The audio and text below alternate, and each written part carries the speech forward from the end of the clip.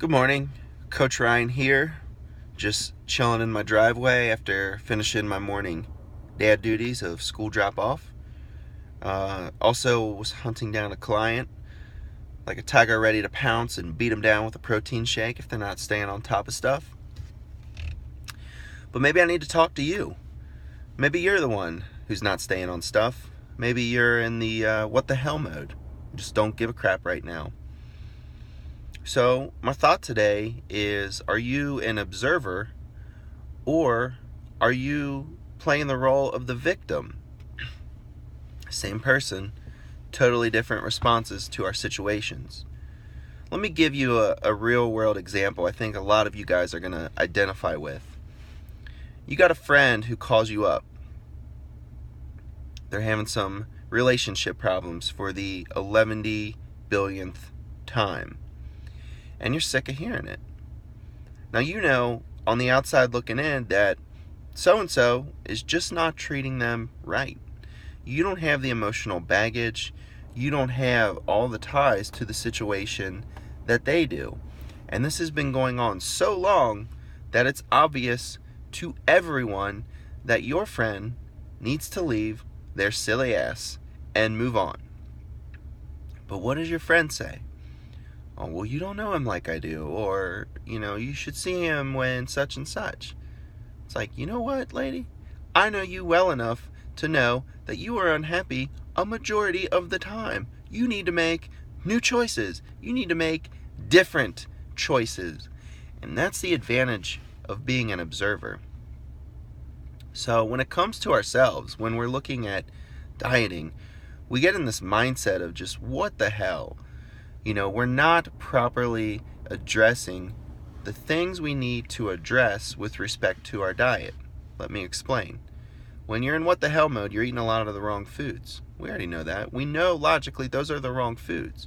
But giving you information, giving you facts about what foods are good, what foods are not, or printing out the perfect meal plan for you is not going to change that. Dieting is not about logic. It's not about beating you down with facts and numbers and calories.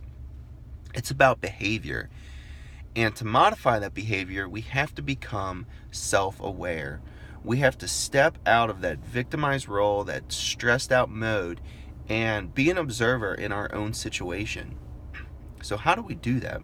How do we go from I'm tearing through a bag of potato chips to being a rational human being again? Well, we need to disrupt the pattern. So first off, recognize that impulse eating might relate to something deeper, something more complex than just the fact that you want potato chips. And that's normal because when we eat those kind of foods, we get some endorphin release, we get an inherent stress relieving action. Stress eating is a stress reducing activity, and that's why a lot of us do that. So if there's some stress or there's something else going on, we need to identify what that is so that we can make a rational, sane choice about how we're going to manage and cope with that stress. Because obviously if we're trying to eat, we're trying to find ways to manage the stress. So one thing that I like, and it's a little bit weird, but you ask the question, or you make the statement, it could be worse. I could be on fire. That would make just about any situation worse. I think we can all agree on that. But as silly as it is, it's a pattern disrupt because we start to think, oh, it could be worse. It could be a lot worse. And some of you guys have some serious life catastrophes happening. You have financial burdens that make it impossible for you to focus on health and fitness. You have parents who are sick that require, your priority attention. And in those situations, it's okay if fitness and six-pack abs are on the back burner.